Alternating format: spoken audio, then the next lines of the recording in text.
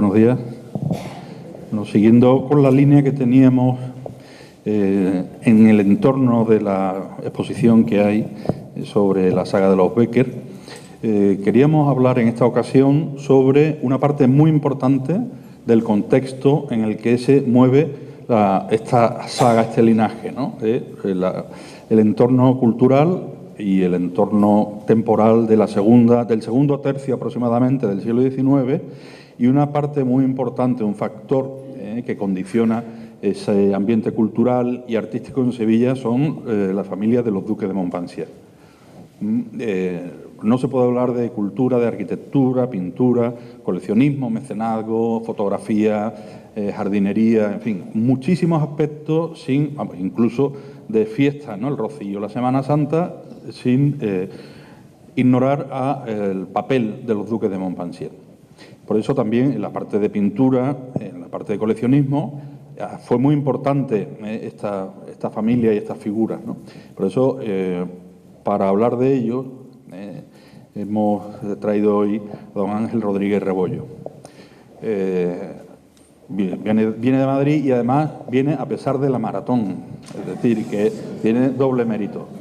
Bien, Ángel pues tiene una carrera muy rica, muy diversa, porque ha tocado pues tanto pintura, ha tocado dibujo, ha tocado pintura mural, aparte de caballete, y luego en cuestiones de investigación pues ha estado ligado durante 20 años a la Fundación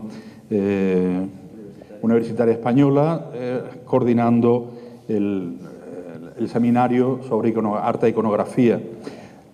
Ha pertenecido a la redacción de la revista Arts Magazine, está involucrado en muchos proyectos de investigación en la Universidad de Valladolid, de la Complutense, de Castilla-La Mancha, en fin, largo etcétera. En el tema de las exposiciones, pues ha estado también siendo comisario de dos exposiciones, ¿no? Una en la Biblioteca Nacional sobre los carduchos y otra más recientemente sobre una colección particular española excepcional en Málaga.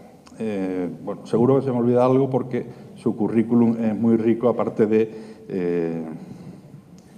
bueno, ahora mismo es el responsable de pintura antigua de Fernando Durán. Es decir, toca la investigación, toca el tema, o se involucra en el tema de, bueno, investigación en todos los ámbitos, tanto de pintura, de dibujo, también ha colaborado con el Museo de Dresde en este campo y es muy interesante, ¿no? O sea, maneja la pintura ahora de manera real en Fernando Durán, la investigación, es decir, creo que hemos elegido bien.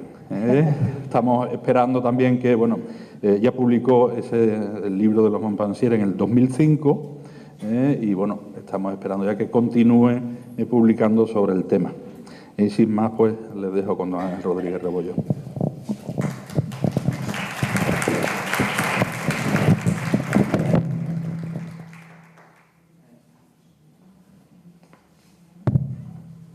Bueno, buenos días. Muchas gracias a todos también, a pesar del que decía Ignacio. Y nada, gracias por la presentación. Yo simplemente, siempre lo digo, soy una persona a la que le gusta mucho lo que hace y eso pues se nota, creo, en los resultados. Y además, aunque tenga este acento y demás, bueno, pues yo soy también de aquí, con lo cual la maratón me la he comido porque he aprovechado estos días para estar con mi familia, que hacía ya tiempo que no estábamos juntos y siempre es agradable. En realidad, la invitación que me ha hecho Ignacio, que la hago extensible a los amigos, que también hay que darles gracias a ellos por haber querido contar conmigo, tiene mucho que ver con un libro, que es el que tengo aquí, que publiqué yo precisamente, prácticamente nada más entrar en la Fundación Universitaria Española, gracias al profesor Piet Andrade, en 2005, ya ha llovido desde entonces, ¿verdad? Cómo pasa el tiempo. Y porque tuvimos la suerte de localizar la carta particional precisamente del duque de Montpensier cuando él fallece, ¿no? Y a partir de ahí se me propuso hacer un primer libro que ahora, pues como todos, ¿no? Después de tanto tiempo reharíamos entero y reharemos, ¿verdad, Ignacio? Y el volver a tocar el tema de los duques es muy interesante porque él y ella son unos personajes muy poliédricos, ¿no? Que tienen una fotografía con 5 de sus 7, 8 hijos que tuvo, ahora los veremos, de los que sobrevivieron, desgraciadamente, dos y medio, ¿no?, con María de las Mercedes. Esto es una fotografía de hacia 1860 y también nos retrata un poco al personaje que es, como dice Ignacio, es un personaje, y ustedes lo saben perfectamente, es un personaje fundamental para el campo cultural sevillano, pero también español e incluso internacional en cuanto al coleccionismo de pintura y al patrocinio. Claro, en una hora prácticamente no podemos hablar de casi nada, pero intentaré hablarles de casi todo en el sentido de que voy a intentar hacerles una pincelada un poco de lo que este señor supone, de lo que trae, de la relevancia de lo que trae a Sevilla, porque él también recupera muchas piezas que habían salido después de las revoluciones, de la invasión francesa, de la revolución de cuando Mendizábal y demás. Entonces, es un personaje muy poliédrico porque también trae fotografía, en fin, trae un poco de todo. Y, de hecho, la intencionalidad de traer esta fotografía al principio también tiene ese sentido, ¿no? Él es el gran introductor en España, sobre todo de la fotografía, y le debemos, o se le debe, ya lo tengo casi personalizado porque llevo tratando con él muchos años, muchísimas cosas. Aquí tenemos a la pareja, porque lo primero es presentarles a ellos, ¿no? Que tienen los retratos del duque y de la duquesa. Esto es 1846, cuando ellos contraen matrimonio en Madrid. Saben que todo este tema del matrimonio del duque de Montpensier y de la infanta María Luisa tiene mucho que ver con la política del momento, con Isabel II, a la que había que buscarle un marido y demás. Ya nos quedamos en esta, que es una imagen muy icónica que ustedes conocen perfectamente. Me parece que es la más interesante porque, como saben, los matrimonios en esa época tenían mucho todo que ver con la política. Ellas no se casaban con quien querían, sino que aquí había unas alianzas, ¿no? Él es hijo de Luis Felipe de Orleans y de María Amalia de Nápoles, que Luis Felipe va a acabar siendo rey de Francia entre 1830 y 1848, y es un personaje también muy interesante porque es un momento en el que hay muchas revoluciones en España y hay una decadencia política. Entonces, prácticamente desde Europa, entre Francia, Inglaterra y Alemania, se decide cómo va a ser la sucesión de la corona española, ¿no? Casando a Isabel II con su primo también, y a la hermana, a nuestra infanta Luisa Fernanda, con el duque de Montpensier, que en principio se había pensado que fuese el marido de Isabel para acceder al trono de España, ¿no? Entonces, a partir de todo este momento siempre hay una visión del duque de Montpensier como conspirador. En fin, nosotros aquí en este momento yo siento decirles que me voy a apartar de toda esa parte conspiratoria, que es muy interesante, pero también hay que entenderla dentro del conjunto del mundo para ver un señor que, además, lo comentaba también con Ignacio antes, cuando uno repasa su biografía se da cuenta de este señor. Decimos ahora con el tema de los viajes y demás, este señor se pasó la vida viajando, comprando, sacando cosas de aquí y de allá para traerlas a Sevilla y para sacar a Sevilla como su corte, ¿no? Isabel II decía que en Sevilla estaba la corte chica, en realidad era una corte cultural mucho más fuerte, más importante que la propia Madrid en ese momento, y todo se hace gracias a ellos. Y además es interesante también ver cómo estos dos personajes, tanto el duque de Montpensier como ella, formaron un equipo, ¿no? Porque en estos momentos de matrimonios concertados, pues muchas veces ellos hacían su vida, pero aquí en realidad hubo un equipo muy fuerte. Si estaban enamorados o no, se lo dejamos a ellos, ya nos lo contarán algún día si conseguimos contactar, pero de momento lo que sabemos es que fueron un equipo muy fuerte, muy potente, ¿no? Y de hecho aquí tenemos el cuadro de Blanchard, que yo creo que es el retrato más bonito, ¿no?, de la familia. Es un cuadro del año 1853, que también estuvo en la colección, el Palacio San Telmo, y que nos cuenta un poco. Es un poco un resumen de lo que vamos a ver. El duque aparece vestido a la moda francesa, pero lleva ese gorro, pero ella aparece vestida como una manola, esa imitación de la representación goyesca, pero ya llegaba a mediados del siglo XIX, pero con unos vestidos muy ricos, porque en ese momento vestirse de esa manera en Sevilla era un signo muy fuerte, y ven tres de sus hijos, ¿no? Tenemos a María Isabel, la condesa de París. Los he destacado en amarillo, son los hijos que le sobreviven. Fíjense que de todos los hijos, solamente María Isabel, que es la condesa de París, y Antonio, el duque de Galiera, son los únicos hijos del matrimonio que van a sobrevivir. El resto van a fallecer. María de las Mercedes, la famosa reina de España, que fue reina unos meses también, pero en este caso quien tenemos en la pintura tenemos a María Isabel, a María Amelia y a María Cristina. Un personaje también muy importante para él, y luego lo veremos, será su hija María Regla, que debía de ser un poco como su ojo derecho. Y aquí tenemos, porque también es importante tener en cuenta, Y aquí tenemos las fotografías, esto es fundamental. Porque antes de contar la colección es fundamental saber qué es lo que pasa con la colección, ¿no? Él cuando fallece en el año 90, por eso yo hablaba de la carta particional, solo le quedan 2 hijos, o sea, a su mujer le quedan 2 años para vivir, y lo que se hace en esa carta particional es ya decidir cómo pasan las propiedades. Pues las propiedades van a ir directamente, una a la condesa de París, que es la señora que tienen ustedes arriba, y a Antonio de Orleans, duque de Galiera, la otra parte. Ella se va a quedar con, fundamentalmente, Sanlúcar de Barrameda, con Villamanrique de la Condesa, y él se va a quedar con Sanlúcar de Barrameda. Aquí tienen 2 cuadros de la exposición de los hermanos Becker, de Joaquín, y arriba lo que tienen también, que es una cosa muy importante que nos ayuda mucho a saber cómo funcionan las pinturas, por eso también lo comentaba Ignacio, las pinturas muchas veces hay que tocarlas y hay que verlas por delante, pero sobre todo por detrás, porque esas pinturas por detrás nos dan mucha información. Lo que tienen en la pantalla arriba es un retrato inédito, desconocido hasta la fecha, también quería traer alguna novedad, es un cuadro de Van den Hamen de Lope de Vega, que estuvo en la colección, estuvo en la escalera del Palacio, y los cuadros, una vez que ellos fallecen, por detrás se estampan con las particiones. Ven la I de Isabel y el número 209 que corresponde con la documentación de la carta particional, ¿no? Todo este tipo de información es la que nos permite después localizar las pinturas una vez que se ha iniciado la dispersión, porque claro, imagínense, tendremos localizada pues igual un 50, un 60% de la colección como mucho. Entonces, cuando nos aparecen estas cosas y miramos los cuadros por detrás y no encontramos rentelados, pues nos aparecen estas sorpresas. En Villamanrique de la Condesa, de hecho, yo estuve esta Semana Santa, no la anterior, porque fui pues, al lado de casa y me pasé un día, y en la iglesia descolgamos algunos cuadros y muchos de ellos están todavía marcados con la estampación de ella, de la Condesa de París, porque muchos de los cuadros ella después los va a donar, ¿no? Igual que se hacen las donaciones al ayuntamiento y demás. Entonces, eso es importante tenerlo en cuenta. Y lo que voy a aprovechar también es a enseñarles, he hablado, ¿no?, el tema de la fotografía, voy a intentar utilizar en todo lo posible, o es lo que he intentado hacer también, sacar fotografías antiguas, porque es fundamental y es una cosa muy, muy interesante.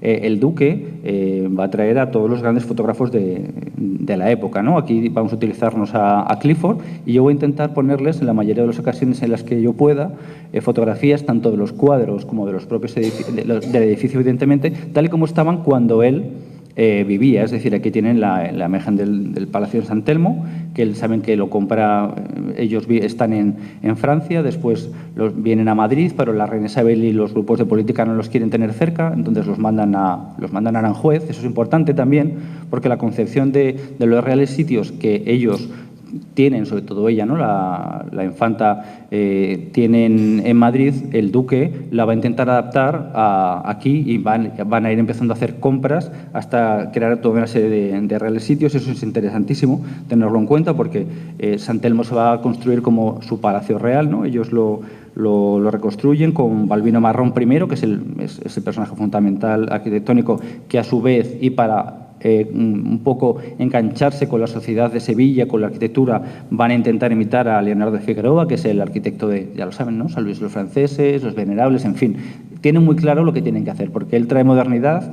De hecho, el Palacio de San Telmo va a tener luz, va a tener telégrafo, va a tener baños, que es algo que no existía en España, salvo en el Palacio Real de Madrid, y que se estaba empezando a hacer, e incluso la propia Isabel va a imitar a sus cuñados, con los que no se lleva demasiado bien, porque era una señora pues bastante particular, ¿no? Entonces, fundamental, el palacio, y además él tiene un sentido muy claro de lo que quiere hacer. Él quiere fotografías de los espacios más importantes, para enseñarlos no solamente en España, sino para enseñarlos en el extranjero, y la fotografía evidentemente es el mejor medio, teniendo en cuenta que este tipo de fotografías que nosotros vemos y que tienen ustedes en pantalla no son como ahora nuestras fotografías en pequeño. Esto eran placas muy grandes que se estampaban, eran placas de un gran tamaño, donde se podían ver muy bien las obras, los espacios, hasta tal punto de que muchas veces, y lo verán más adelante también, nos podemos servir de este tipo de fotografías para localizar pinturas que están después inventariadas, ¿no? Entonces, ¿él qué hace? Él diseña un palacio real nuevo para él, en San Telmo, con los jardines, el futuro Parque de María Luisa, donde va a haber una serie de espacios fundamentales. Su despacho, que va a ser un espacio profundamente familiar, también lo veremos ahora. El salón de columnas, que es este que tenemos, que es la creación nueva del ala que da al río, y que se va a convertir pues, con una gran galería. Porque además el palacio estaba abierto, comillas, al público, porque el palacio no solamente era un espacio de vivienda, vivienda, sobre todo la parte de arriba, sino que la parte de abajo era un espacio diseñado para acoger a visitas. Como ha comentado Ignacio, el duque de Montpensier y la duquesa, la infanta, van a traer de toda Europa a toda una serie de personajes de la realeza y de la nobleza. Vienen reyes de Portugal, vienen los reyes de Alemania, vienen príncipes, vienen de toda Sevilla, invitados para conocer la Semana Santa y la feria. Es decir, que mucho de lo que nosotros vemos hoy, ¿no?, el Real y demás, son ellos los que lo potencian y los que lo desarrollan. Pues todo este conglomerado tiene su germen o su espacio central aquí. De hecho, en este salón, donde va a llegar la carta después de Alfonso XII para hacer la petición oficial a María de las Mercedes. Es decir, que es un sitio que realmente condensa mucho poder y mucha historia de Sevilla, sin la que igual no entenderíamos la Sevilla en la que vivimos. Yo me meto en ella hoy, ¿no? Y cuando les hablo de los reales sitios, les hablaba antes de lo que copiaban, ellos no solamente van a hacer esa corte en Sevilla capital, ¿no? Ellos van, el veraneo en la costa también lo instauran ellos con Sanlúcar de Barrameda, pero es que también van a coger Castilleja de la Cuesta con el Palacio de Hernán Cortés, con ese significado histórico, porque el duque de Montpensier es muy listo y también lo que hace es que se apropia de la historia y potencia la historia de la ciudad, pero sobre todo la historia de España y lo que tiene que ver con todo el origen de los reyes godos, de los reyes castellanos, que tienen que ver con el Alcázar, con Pedro I, tienen los cuadros aquí arriba, ahora los veremos a color. Es decir, es un señor que sabe muy bien lo que quiere hacer y que se rodea no solamente de pintores, sino de escritores, de historiadores, en fin. Y aquí lo que tienen son dos dibujos de alzados para dos diseños del Palacio de Sanlúcar de Barrameda. Y esto es importante porque aquí, estos que son anónimos, están todavía en poder de la familia, tienen mucho que ver con lo que ellos han visto, sobre todo en Madrid y en Aranjuez. Saben que en época de Carlos IV, yo trabajé también en la exposición del Palacio Real de Madrid, fue uno de los grandes coleccionistas, igual que Felipe IV, y él hace las casitas, además está mucho de actualidad porque saben que la casita del Labrador se acaba de abrir otra vez a la visita después de restaurar. Bueno, pues Carlos IV se trae a una serie de diseñadores que le van a hacer dibujos como este para colgar sus cuadros, pero donde se diseñan las puertas, las mesas, las ventanas, los arrimaderos. Aquí ven también que, como Sanlúcar, él recupera la cerámica andalusí antigua, ¿no?, y hace los arrimaderos que ahora, pues, no sé, mi patio tiene en Sevilla, aquí en casa, en el pueblo, tiene este mismo tipo de azulejos. Es decir, que es que estamos viviendo de toda esta gran renovación, ¿no?, y de todos estos espacios de recreo que ellos van a crear y que van a imitar no solamente primero desde Sevilla, sino que las propias casas nobiliarias grandes, los Medinaceli, los duques de Arcos y demás, van a imitar y van a venir a Sevilla a todos estos eventos de Semana Santa, de la feria y demás, y los van a imitar y van a empezar a hacer también casas pues en el puerto de Santa María y demás, y se va a revitalizar también la economía, que es muy importante, ¿no? Aparte, tengan en cuenta que desde Cádiz, cuando se hace la desamortización de Mendizábal, todo el norte de Castilla estaba controlado desde la corona, entonces todo el comercio se seguía haciendo desde Cádiz hacia el norte, hacia Inglaterra, hacia Francia. Todo se gestionaba desde Cádiz, el puerto, y el río hasta Sevilla, con lo cual él va a ser el catalizador de todo aquello, ¿no?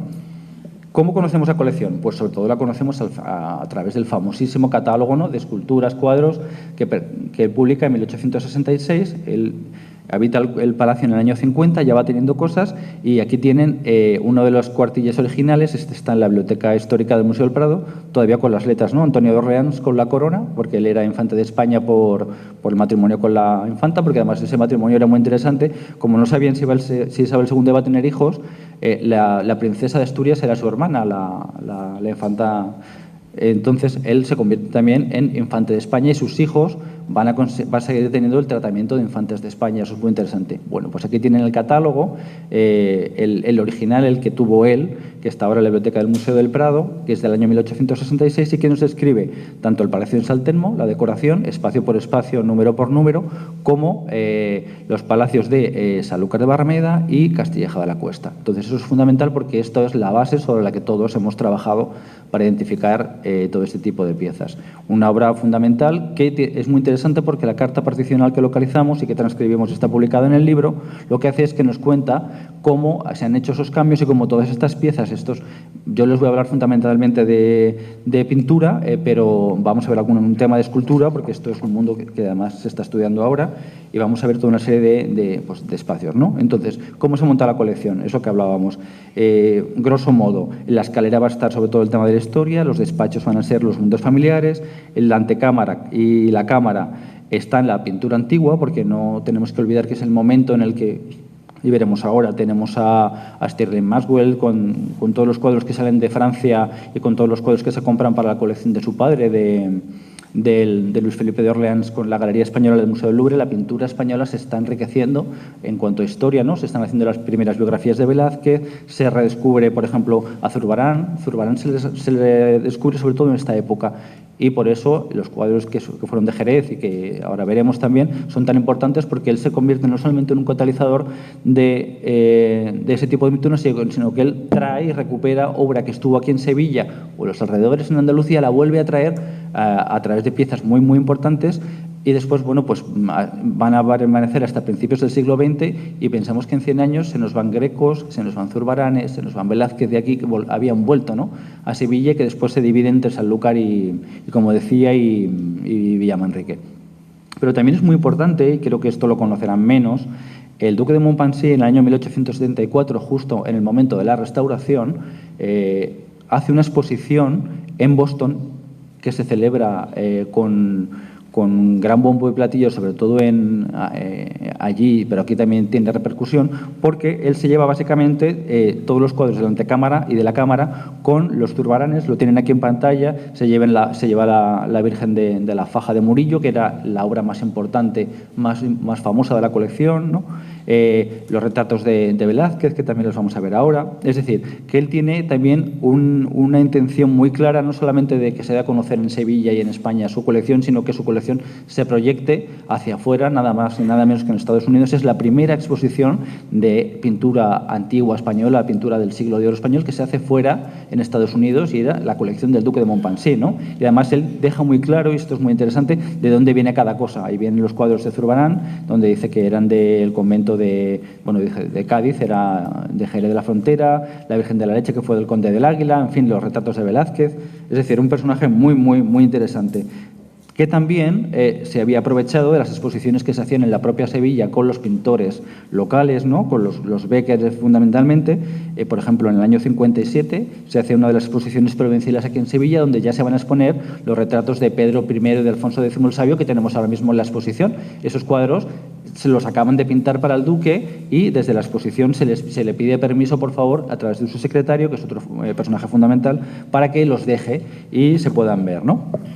Pero ahora la pregunta es, ¿de dónde le viene a este señor, que en prácticamente 16 años, de dónde le viene todo, ¿no?, toda esta gran colección? Y es un poco lo que yo les quiero contar, que creo que es lo que más les puede interesar. Aquí tienen a su padre, el rey Luis Felipe de Orleans, en todo su esplendor. Ahí lo tienen en el Palacio del Louvre, en una de las galerías, y saben que Luis Felipe va a crear la famosísima Galería Española, en la que va a mandar en torno al año 35 al barón Taylor, a Dauzats y a otro personaje que se llama Blanchard, que veremos después también, por España, porque además él tiene una serie de agentes para comprar todo lo que se pueda pintura italiana, pero especialmente española, para su museo. Y de ahí es de donde vienen obras tan importantes como el retrato de Jorge Manuel, que está mismo aquí.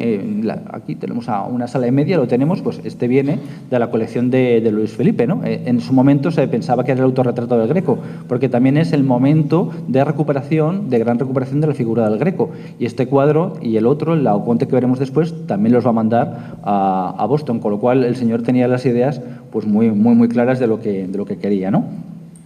Va a tener sobre todo, y aquí es donde decía el tema de las fotografías, los cuadros del retablo mayor de la Cartuja de Jerez. El blanco y negro corresponde a la fotografía de la pintura cuando estaba colgada en San Telmo. Es una fotografía de hace 1860. Con lo cual, fíjense que tenemos incluso la suerte de ver las pinturas en su estado original, comillas, ¿no?, del momento. Y si se fijan, se ve el puntero, ¿verdad? Sí. Los cuadros, aquí arriba, tenían, lo vamos a ver más adelante en otras pinturas, esta pintura es muy grande, tenían unas cartelas con los números que vemos aquí, porque esto es el inventario de 1866 de la colección, donde se describe espacio por espacio, ¿no? Con lo cual, fíjense, es que lo tenemos todo, es una suerte, es una cosa rarísima, que está a la altura de lo que se está haciendo, incluso les diría más, en el Museo Real, el Museo del Prado hoy, ¿no?, pero en ese momento es Museo Real, con las piezas de la colección real, porque es que aquí en estos inventarios se está dando una información que ya les gustaría a los personajes de la colección real tener en ese momento, ¿no? Tienen mucha gente trabajando aquí. Otra de las piezas fundamentales es la Virgen de la Faja de Murillo, ¿no? O el archicuadro que diríamos, y también, ven, aquí tienen el número de inventario y sobre todo porque los cuadros tienen la corona. Ven aquí la corona ducal, es decir, él tenía muy claro cómo quería ordenar la pintura, y esto es muy interesante porque nos enlaza con un tipo de coleccionista que entronca con el siglo XVII, cuando Velázquez, por ejemplo, reorganiza la colección real para Felipe IV, tanto en el Escorial como en el Alcázar, sobre todo en el Escorial, montan marcos nuevos, les ponen unos sellos especiales, por ejemplo, el Marqués del Carpio, que también trae cosas de Sevilla, o Isabel de Farnese, ahora que está tan de moda en el Museo del Prado, ¿no? con el Prado en femenino. Yo trabajo en el proyecto de Isabel de Borbón, y ya el 18 ya no me da la vida. Entonces, él tiene muy claro que tiene que mantener toda una tradición que tiene que ver con las colecciones reales a las que el infante de España pertenece y demás, ¿no? Y además es una colección, piensen que el rey Luis Felipe es rey hasta 1848. Después hay una revolución y es cuando ya viene la República actual, se le echa, ¿no? Entonces él mantiene un poco su colección, pero para mantener el tren de vida, manda la colección a Londres y la vende. Y su hijo, el duque de Montpensier, a través de unos agentes de la Casa Colnaghi, empieza a comprar estas pinturas que van a venir a Sevilla. Por eso les decía que es muy importante. Los Zurbaranes él los compra en Londres. Es decir, los cuadros de Zurbarán estuvieron primero en Jerez, viajan a Sevilla, después viajan a París, de París los mandan a Londres. El duque de Montpensier los compra y se los trae a Sevilla, los deja para la exposición de Boston, vuelven y cuando él fallece van a Villamanrique y a partir de ahí empieza toda una serie de historia de los cuadros que viajan por media Europa hasta que acaban pues, los Zurbaranes en Grenoble, la Virgen de la Faja todavía en manos de particulares y demás, con lo cual fíjense un poco también esta idea de catalizador. Y además esta obra era muy, muy importante, lo vieron en la exposición que se hizo aquí de Murillo y su estela, ¿no? Fue una obra fundamental que procedía a su vez del Conde del Águila, que era uno de los grandísimos coleccionistas de la Sevilla del siglo XVIII. Pero también los duques, bueno, a ver, se nos ha ido esta diapositiva, se ha saltado. Bueno, de la colección Luis Felipe también viene en Goya, esto sí que es importante, no está bien en su sitio, porque también estamos en el momento en el que los herederos, tanto el hijo como el nieto de Goya, Mariano, le conocemos Marianito por la pintura de Goya, pero es Mariano, está vendiendo todavía todo lo que tiene su padre, incluso la Quinta del Sordo. También les voy a enseñar un ejemplo interesantísimo que ha pasado prácticamente desapercibido, y el duque, a través de su padre, va a comprar, baja las manolas al balcón, hoy está en el Metropolitan, y la manola con mantilla que tienen a la derecha, que hoy está en Washington. Estos cuadros vienen de la colección Luis Felipe, pero habían sido adquiridos por Dauzats, ¿no? y por Llewellyn Taylor en Madrid a los herederos de Goya. Y un personaje fundamental, importantísimo, es la reina María Cristina de Borbón, la madre de Isabel II y de nuestra duquesa, ¿no? Porque es un personaje que muchas veces ha pasado casi desapercibido, es la cuarta mujer de Fernando VII, es la única que le da 2 hijas, ¿no? Por eso también viene todo el tema del mundo carlista y demás. No nos vamos a meter en política porque si no pues nos quedaríamos en esta diapositiva. Pero es un personaje fundamental porque saben que cuando muere Fernando VII en el año 34, básicamente pues ella casa con otra persona, que es el duque de Riansares, que lo tienen escondido, entonces van viajando por aquí y por allá, tienen posesiones en Francia, es decir, es un personaje también muy poliédrico y muy, no vamos a decir turbio, pero bueno, complejo, ¿no? Y entonces, entre las posesiones que tiene la reina María Cristina está el palacio, bueno, en Francia tiene el Palacio de la Malmaison y en Madrid tiene el Palacio de Buenavista. Pues nada más y nada menos que el Palacio de Buenavista es uno de los que María Cristina cede a su hija con todos los bienes que hay dentro. Y de ese palacio pues viene nada más y nada menos que el retrato de Asensi, de Goya, que es el pintor que ayuda a Goya a pintar en San Antonio de la Florida, es el que hoy está en el Thyssen, ahí tienen el cuadrito, el cuadro de Madrazo, de la Resurrección de Cristo, hoy está en una colección particular, estuvo en la capilla de Buenavista, pero también pasa después a San Telmo a una de las capillas y hoy está en Alemania. Abajo tienen el despacho y la fotografía del despacho del duque, que es esta de aquí, ¿no? Él tiene muy claro qué es lo que se tiene que fotografiar. Bueno, pues los techos son de Rafael Tegeo. Los techos eran lienzos pintados que se encastraban. En este momento económicamente era muy difícil pagar fresquistas que trabajasen directamente, entonces era mucho más económico y también muy vistoso pintar grandes lienzos que se metían con grandes bastidores y se encastraban en los techos. Pues bueno, buena parte de los techos de Buenavista los van a desmontar, se los van a traer a Sevilla, los van a colocar, porque después el Palacio de Buenavista lo van a vender al Marqués de Salamanca, que a su vez, ahora veremos, es otro camino de llegada de pinturas a la colección. Y luego tenemos algo muy interesante, es la única escultura que les voy a poner, lo siento, que es esta de Fernando VII, que todavía está en Sevilla. Esta es una fotografía de 1862 de Naper, ¿no?, cuando se inaugura este espacio con motivo de la visita de Isabel II a su hermana. Es una escultura, siento no ponérsela más grande, que se hace, les voy a decir el autor, que es Pierre-Joseph Chardini, que se hace para la Plaza del Palau en 1831 en Barcelona. Con las revueltas y demás, María Cristina, que ya estaba prácticamente en el exilio, decide llevársela a su palacio de la Malmaison. Y llega un momento en que ella decide regalársela a su hija. Entonces la escultura primero está en Barcelona, pero se la llevan rápido a Francia. De Francia viene en barco, es una escultura grande. Viene a Sevilla, se coloca primero en los jardines, se inaugura con Isabel II y es digamos, la única gran escultura neoclásica en España de Fernando VII que existe. Y esta escultura después, por temas de problemas, cuando los jardines se separan del palacio y pasan a ser los jardines del Parque de María Luisa, pasa a otro espacio, y actualmente esta escultura está, no recuerdo el convento, porque esto lo estudia Charo Coppel en su... Pues ahí está, tumbada, sin peana, sin manos y sin el collar del toisón, pero está ahí todavía. Así que recupérenla, porque es una joya de la escultura del 19, que más allá de Fernando VII, que nos pudo gustar más o menos, es una escultura francesa de una calidad excepcional, ¿no? Y es algo histórico. Bueno, pues eso estuvo ahí colocado y ahí tienen la fotografía de cómo se expuso, ¿no? Entonces, fíjense qué interesante también este tipo de piezas, ¿no? Luego también tenemos, bueno, pues en fin, obras fundamentales como la Magdalena de Valdés Leal, aunque en ese momento se atribuía primero a Bocanegra, o esta maravillosa Virgen del Velo de Sebastiano del Piombo, que sabemos que vienen tanto de la colección de Aniceto Bravo como del vicecónsul Williams, a través de Amado de los Ríos y de su Sevilla Pintoresca, porque él los describe en el año 44 en estas colecciones, y después aparecen en el inventario, y después en el inventario de la exposición de Boston también nos van a aparecer, con lo cual, bueno, pues una la tenemos localizada, de hecho he estado aquí en el museo en alguna exposición.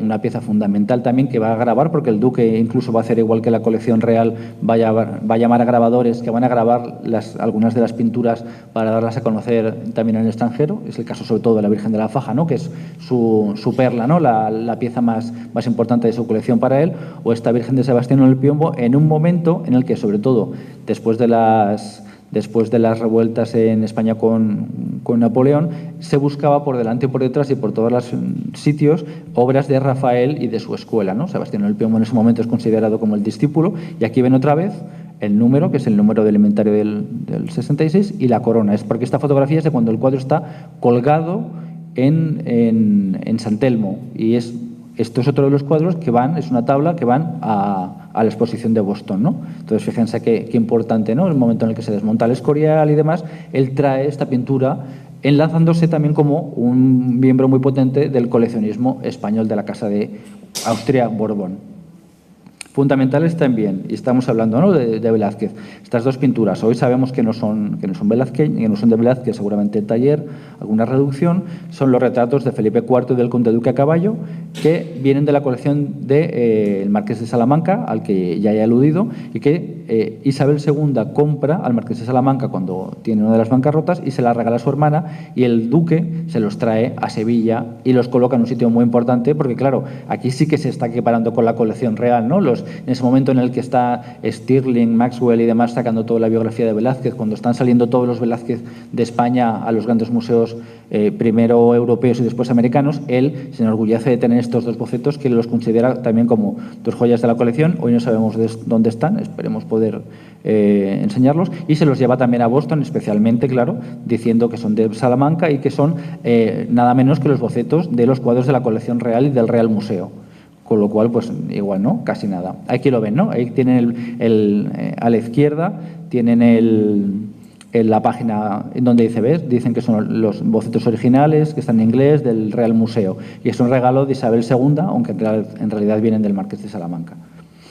Y luego también va a recibir, esto viene por parte de ella, de los condes de Altamira, que también entroncan con otra de las colecciones más importantes, que es la colección del Marqués de Leganés en el siglo XVII, va a recibir pinturas de la nobleza ella, ¿no? Y además me parece que esto es muy interesante, esto es de cuando muere el 13 conde de Altamira, y fíjense, dentro de lo que son las mandas testamentarias de este conde que no tiene hijos y tiene que dejar algunas cosas, dice: lego a la serenísima señora infanta doña Luisa Fernanda en prueba de respeto y cariño que la he tenido desde que nació, ¿no? La relación directa de la nobleza con los personajes, porque ella debía ser una persona muy, muy querida. Es cuando uno ve, ¿no?, como la relación que tenía con el duque, la relación que tenía con su hermana. Ella, muchas veces, como Isabel II y el duque de Montpensier estaban siempre muy enemistados, lo que hacía es que él mandaba a su mujer para que intentase hablar con la hermana para convencerla de que había decisiones políticas que se estaba equivocando. Claro, él siempre en su beneficio, pero en algunos casos tenía razón, no va a ser siempre el demonio, ¿no? Pues, y él los mandaba. Pues bueno, esa Sacra Familia de Vaccaro no tenemos ni idea, es muy difícil localizarla en la carta particional. Yo incluso he llegado a pensar que pudiese ser hasta esta. Bueno, en fin, es complicado, pero para que vean un poco también esas relaciones de cariño que muchas veces se nos escapan, ¿no?, entre los personajes. Y lo que voy a enseñarles ahora, no sé cómo vamos a tiempo, vamos bien, son estos espacios, ¿no?, de representación, para que veamos un poquito cuáles son los temas que están en boga en ese momento, los artistas y cómo cada uno tiene su sitio en el palacio y por unos temas muy claros. Y empezamos primero por la escalera principal, ¿no?, que es un espacio dedicado sobre todo al que llega al edificio, y se encuentra con pinturas de los hermanos Becker, pero también de Antonio Cabral Bejarano, que empieza este proyecto que después, por su muerte en el año 61, va a heredar Joaquín Domínguez Becker, que a su vez es maestro de pintura de las infantas. Es un personaje muy querido. En la exposición se ve, ¿no?, perfectamente con los dibujos de los entierros de los infantes, con estos dibujos tan bonitos de los duques en la vendimia, que es una joya esos dibujos, porque muestran una faceta, ¿no?, los propios duques cogiendo las uvas, prensando el vino, en fin. Ahí se ve muy bien todo el proceso, ¿no?, de esa relación íntima, personal, ya casi de hombre a hombre, y no de pintor de cámara, por así decirlo, a duque, ¿no?, a patrón, ¿no? Y además también porque nos entronca con Cabral Bejarano, bueno, que ya que estamos en el museo, pues es el primer director del Museo de Bellas Artes, con lo cual, ¿no?, casi nada. Y él trabaja desde el año 50 al año 57, cuando estamos hablando de patrocinio, para los duques. Bueno, pues aquí en la escalera tenemos 4 grandes pinturas. Los Reyes Católicos, evidentemente en este momento no pueden faltar estos personajes en ni un solo espacio regio, no solamente en Sevilla, sino en toda España. Los Reyes Católicos ya se reconforman otra vez con estos grandes personajes de la unificación de España y del tema de la asociación a la monarquía como eje de unión en un momento en el que están las repúblicas cada 2 por 3 saltando por los aires. Pedro I, como no puede ser de otra manera, por la relación que tiene directa con Sevilla, ¿no? Como aparece en el catálogo de la exposición, el fondo del retrato de Pedro I no es ni más ni menos que uno de los espacios del Alcázar de Sevilla, el salón pienso que es el salón el suyo, ¿no?, el de Pedro I, por estos artesonados. Y luego Alfonso X, además, fíjense cómo incluso Domínguez Becker lo que hace es imitar la grafía de la época, ¿no? Arriba, aquí, váyanse después a ver los cuadros, que los van a ver con otro prisma, aquí. Y Alfonso X el Sabio, con además toda esta recuperación de las vestimentas, que es muy interesante, porque esto enlaza también con un personaje fundamental, Valentín Carderera, que si lo conocen, hace unos años se hizo una exposición, la hizo un buen amigo mío en la Biblioteca Nacional. Valentín Carderera está también recuperando, tanto a nivel de dibujos, de grabados, de sus propias cartas. Él recorre toda España para hacer estos álbumes que después se graban sobre la historia de España, los grandes tomos de los monumentos antiguos. Gracias a él se conocen hoy en día esculturas, pinturas, conventos, espacios que en la actualidad no existen, han desaparecido, y gracias a toda esta cantidad de trabajos que él hace para grabar y para mandarlos tanto a España como a Francia y que se ilustren en un momento donde se está también recuperando mucho el tema de lo medieval, de ahí estos reyes, ¿no? Entonces ellos abren los sepulcros en ese momento, muchos de los reyes, y recuperan los tejidos, las casullas, las capas que se conservaban pues desde que fueron sepultados con ellas, y todo eso se traduce en los hermanos Becker en este tipo de representación historicista que al duque le sirve, ¿no?, para engancharse y un poco reclamarse como un heredero más que perfecto, no solamente para Sevilla, sino para la corona de España, porque él todo el rato está intentando, ¿no?, de alguna manera enganchar y conseguir el trono de España. Cuando ve que ya no puede, pues tiene nada más y nada menos que a su hija como reina de España, pero bueno, se le fastidia rápido, ¿no? Y luego también una serie de personajes, aquí tienen el autorretrato de Orrente, que por detrás ya les digo que tiene también las marcas de la igual. Este es el Museo del Prado, lo hemos llevado este año entre las exposiciones que ha comentado Ignacio. Yo también he participado en la exposición monográfica de Pedro Orrente, del Bellas Artes de Valencia. Y este retrato, que siempre se ha dado como original del pintor, hoy pensamos que es una copia incluso pensamos que del 19. Y aquí también tienen el que les he puesto al principio, el retrato de Lope de Vega, porque la escalera recupera la literatura, recupera la historia, recupera toda la imaginería sevillana. De hecho, Cabral Bejarano va a hacer todos los cuadros de la Virgen de los Reyes, la Virgen del Rocío, toda una serie de imágenes que hoy están en el Ayuntamiento de Sevilla. Es parte de ese legado que cuando él fallece se manda al Ayuntamiento de Sevilla y que está en esa sala que llaman el Salón Montpensier, ahí están. Aquí al visitante le dejan muy claro por dónde tiene que ir, ¿no? Cuál es el tránsito que él tiene que hacer.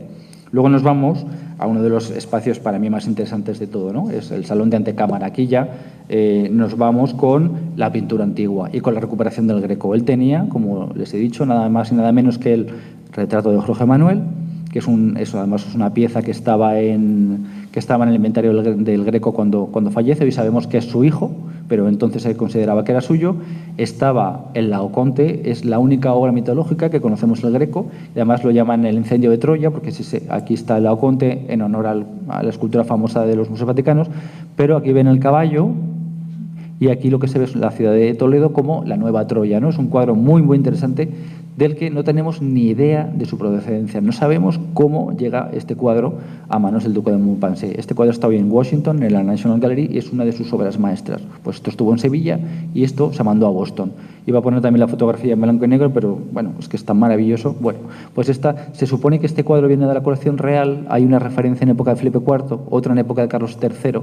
No tenemos claro, pero ninguno de los expertos sabe cómo acaba este cuadro tan importante en manos de los duques de Montpensier. Y pasa un poco también con el Real Viejo, ¿no? Aquí tenemos de las dos pinturas que proceden del convento de San Jerónimo. Aquí eran los padres de la Iglesia, 2 a 2. Una de ellas se ha perdido y esta se conserva en la actualidad en Madrid en una colección particular, la colección Granados, que lo podemos decir, porque yo este cuadro lo he llevado a una exposición. Bueno, pues es el momento, ¿no?, de la recuperación también, y en esta sala en la que estamos rodeados de pintores sevillanos, pues aquí tienen una reivindicación de la pintura sevillana de la época. Sin duda, es el Salón de Cámara, uno de los más importantes. Ya hemos visto, ¿no?, los caballos, Sebastiano del Piombo. Aquí tenemos una tabla de Morales. Es un momento también en el que se empieza a reivindicar a Cristóbal de Morales otra vez como el pintor netamente hispano. Bueno, pues se hace con pinturas de Morales, con esta pintura que está hoy en poder de algunos de los descendientes, y todo esto sale y va a Boston con los medios que tenían, ¿no?, y con las dimensiones de las pinturas. Y sobre todo, bueno, pues aquí tienen ya todos los cuadros a color de Zurbarán, la Virgen de la Faja, tenemos el cuadro de la Magdalena y esta pintura, que es otro Zurbarán, que viene además de aquí de Sevilla, de la sacristía del convento de San José de Sevilla, de los Mercedarios, y que después de muchos periplos ha sido adquirida hace un año, creo, ¿no?, como mucho, por el Museo del Prado. Hoy la tenemos en el Museo del Prado. Pues esta pintura también estuvo en San Telmo y venía de la colección del rey Luis Felipe, a su vez, porque este es uno de los cuadros que salen en 1810 y que se depositan en el Alcázar de Madrid, con lo cual ven ese crisol, ese periplo, esa intención de traer y de devolver a Sevilla con todo lo que supone de prestigio social. Luego tenemos otro espacio que también es bien interesante, que es el Salón Cuadrado. El Salón Cuadrado ya nos cambia un poco y nos muestra distintas facetas del duque. Por un lado, ya el patrocinio de artistas del momento. Arriba tienen 2 cuadros muy importantes de Dodeng. Tienen la cofradía pasando por la calle Génova, que es un cuadro del año 51, y el del baile delante del pabellón de Carlos V del Alcázar de Sevilla, que es otro cuadro también del mismo año, que encarga a Dodeng. ¿Por qué? Porque también tenemos a este señor trayéndose a pintores franceses a Sevilla para, a su vez, sacar cuadros de temáticas folclóricas que llaman en ese momento y que van a exponerse en los grandes salones de París. Dodeng es un pintor que está en el año 49 en España y que pasa nada más y nada menos que por el taller de los Madrazo, y entre el año 51 y el año 54 trabaja en exclusiva para el duque. Aquí tenemos básicamente una representación de las intenciones del duque, que era la Feria de Abril, la Semana Santa, cómo las potencia, ¿no? Y toda la gente asistiendo. Bueno, pues él lo deja muy claro ahí. También tiene el tema familiar. Aquí tienen el cuadro de Federico de Madrazo de la enfermedad de Fernando VII con la reina María Cristina, que tienen aquí. Y además él se hizo, el duque tenía mucha amistad con Madrazo, y no solamente se hizo con la pintura, sino también con el boceto.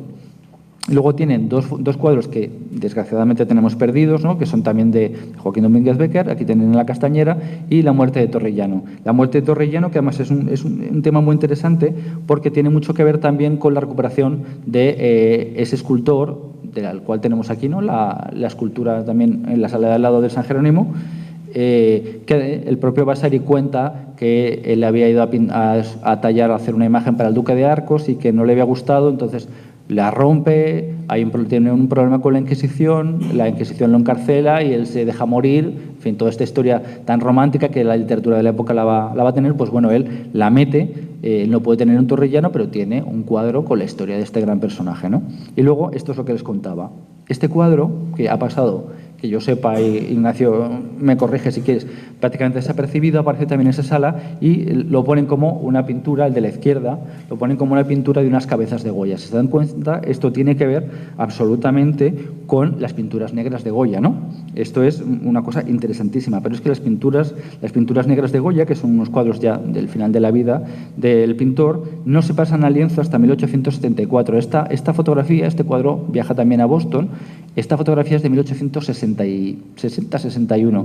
Está fotografiado, no tenemos ni idea de dónde está esta pintura, pero es en el momento en el que Charles d'Iriarte, un historiador francés, hace la primera biografía de Goya en 1867 y habla por primera vez en un libro de las pinturas negras. O sea, las pinturas negras todavía en este momento están in situ en la Quinta del Sordo en Madrid, y sin embargo el duque ya tiene esto en su casa junto con otros cuadros más típicos, ¿no? De Asensio, de las Manolas y demás. Con lo cual, fíjense también la importancia, ¿no? De ese momento de redescubrimiento de Goya, pues él es un factor fundamental, sobre todo al lanzarlo a Estados Unidos y al tener el interés por fotografiar un cuadro que sinceramente estéticamente nos puede parecer feísimo, pero es que es un cuadro fundamental porque de los otros Goya no tenemos fotos, pero de este sí. Entonces, aquí hay un interés muy claro por esta historia y por sacar a luz este tipo de novedades, ¿no? Y luego, pues en fin, aquí tienen la portada de mi libro, lo traje, que son los dos cuadros maravillosos de Roberts, de La vista de la Torre del Oro y de Alcalá de Guadaira, que tanto tienen que ver después para Genaro Pérez Villamil y todos los pintores románticos por excelencia que copian. Luego en Sevilla, ¿no? Los hermanos Barrón y demás van a copiar una y otra vez este tipo de piezas. Estos cuadros están ahora en el Museo del Prado, pero estuvieron después en Villamanrique de la Condesa. Y ya un poco por terminar, por si quieren hacer algunas preguntas, si hablábamos del tema de cómo estaban colgados las pinturas, tenemos aquí también una fotografía del despacho. Aquí les hablaba de los techos, ¿no? Estos son los techos, algunos pintados, otros se traen y se encastran. Y aquí tenemos una fotografía del despacho del duque, que era un espacio, él tenía muy claro también que lo quería mostrar, que lo quería enseñar, y también nos habla bastante bien de su labor como pater familias, porque todo el despacho está montado en torno a su familia. Aquí lo único que hay son cuadros que tienen que ver, como el que tienen arriba, la entrada de María Amalia y de los propios duques en Cádiz en el año 58, el cuadro compañero, que era el de la visita a la Rábida, porque ya saben también que ellos, otra de sus labores es la de restaurar edificios, ¿no? Restauran la Rábida y encargan las pinturas.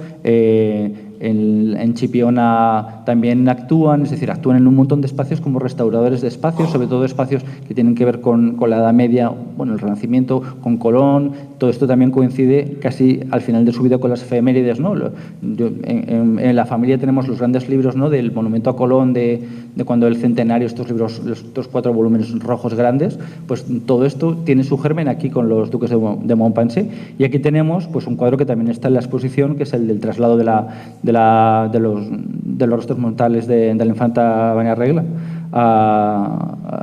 una vez fallecida, que es un cuadro también del año 61, y se lo he señalado con la flecha en rojo dónde estaba colocado. Esto es muy interesante porque nos enseña, ¿no? Y si se fijan, aquí tienen otro de los infantes a punto de morir. Este es un cuadro donde estaba una de las infantas 4 días antes de morir, la exposición de otro de los personajes. Esto es un cuadro histórico que tiene que ver con su padre en el Palacio de las Tullerías. En fin, tampoco les quiero yo atropellar de información.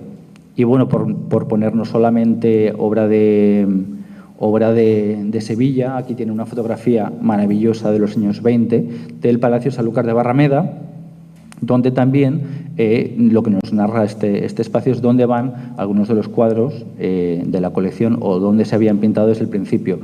Les he enseñado los dibujos preparatorios, los bocetos para alguna de estas salas, y se dan cuenta, tiene que ver con todo esto, porque estos palacios, y antes también lo hablábamos, no solamente es pintura, es que los duques hacen desde cero estos edificios y diseñan los muebles, diseñan las paredes, los arrimaderos, los techos, las lámparas. De todo eso todavía conservamos dibujos que están en poder de los herederos, de las familias, y que esperamos que en algún momento los podamos enseñar. De todo eso tenemos imágenes, y si se fijan, y estos son algunos de los cuadros que tienen la exposición, aquí tienen los del duque y los de la duquesa. Él en una de sus posesiones, ya saben que le llamaban también el rey naranjero, ¿no? Por los naranjos que tenía, porque a él le gustaba cultivar la tierra y demás, y a ella en los alcázares de Sevilla. Bueno, pues ahí tienen una fotografía de Sanlúcar de Barrameda de hace 1910 aproximadamente, donde estaban colgados in situ las pinturas, para que vean un poco cómo hasta el día de hoy han llegado estas piezas, que además tienen ahora mismo en la exposición. Así que nada más, muchas gracias, y si quieren alguna aclaración, pues estoy a su disposición.